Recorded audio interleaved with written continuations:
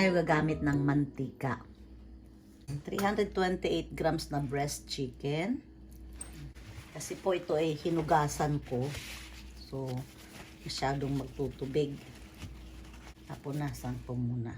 Ayan. Medyo butasin po natin ng konti. Ayan. Konti lang po. 3 cloves na garlic. 4. Ganyan lang. Ganyan lang. Mga 3 piraso lang po. 3 slice lang. Ayan. Okay na po yan. Ididiretso ko na po ito sa kawali. Na po. Ganyan.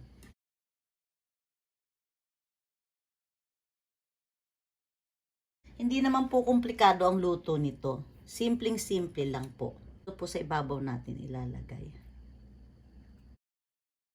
Po. Tapos, massage nyo lang po ng konti. 1/4 cup soy sauce. Pag wala po kayo nito, pwede po kayong gumamit ng tubig at honey. 1/4 cup.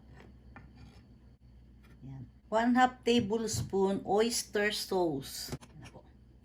Tuon ko na po yung kalan. Medium heat lang po yan. Tatakpan ko po ito.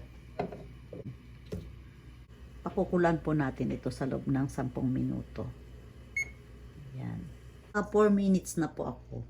Yan. Hininaan ko lang po ang apoy. Silipin po natin. Ayan.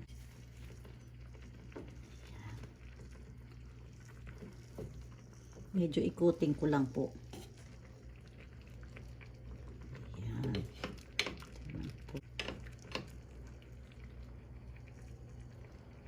Ayan.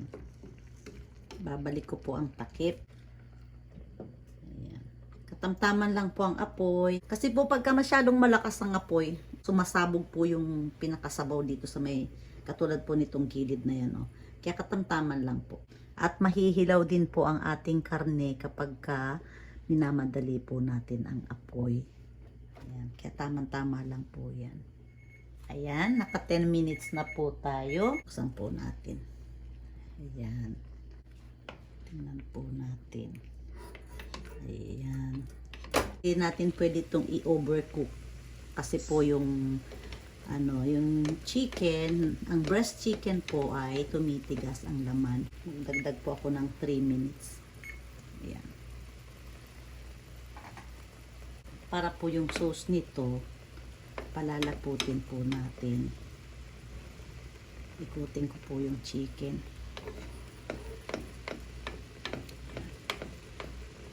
Ayan. Malapit na po, hinaan ko na po yung apoy.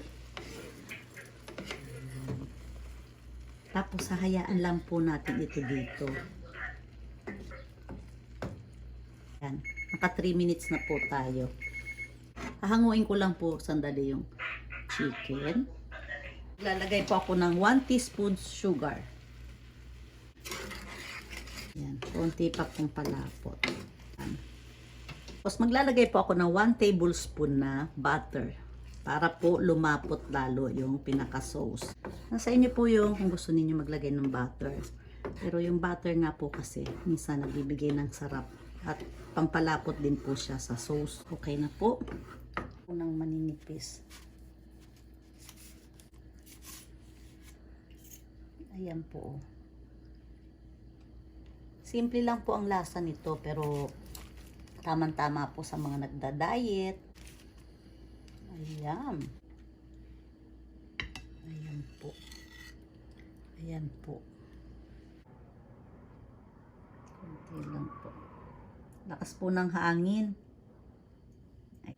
Ayan po, oh, grapefruits. Ayan. Kampay! Ang sarap. Ayan po. Itadakimasu. Ang sarap. Ito eh. Ayan po.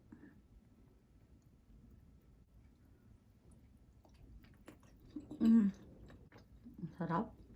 Thank you for watching po. Try nyo rin po ito. Hindi po kayo magsisisi.